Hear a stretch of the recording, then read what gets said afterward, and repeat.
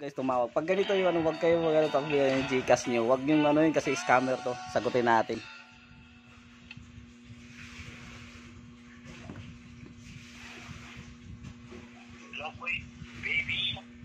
Yes po. Ma'am, ikaw ba nag-comment dito sa live ni Senador Manny Pacquiao ngayon? Yes po. Nare-relocate po ito, isang po ito ni Sir Manny Pacquiao. Yes po. Meron naman po. Meron po.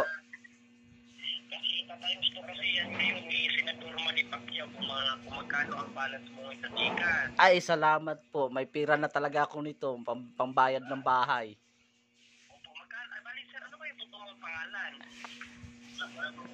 Rafael De Leon po. Ano ba yung totoo mong pangalan? Rafael De Leon. Rafael?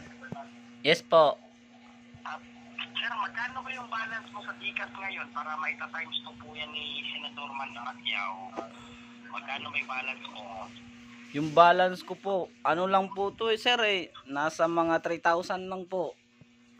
Yung balance po. Bali sir, taga saan ba kayo sir? Taga Siquijor po. Taga Siquijor po kayo. Sir, ano bang trabaho po ninyo o pinagkabalangan sa buhay?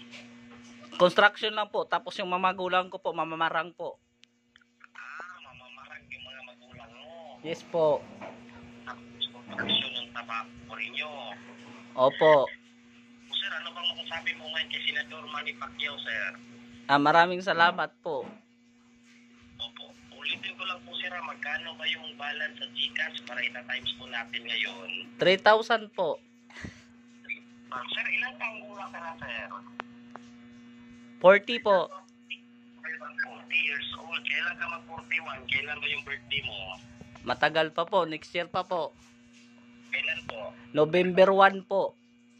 Ha? November 1. November 1. Kayo 19? 90 po. 1948. Ha?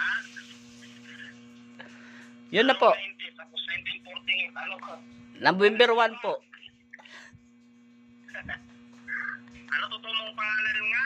Rafael De Leon. Sir, huwag ka magloko. Hindi naman po ako nagloloko. Ikaw nagloloko eh. Bobo ka. Bobo ka, scammer ka.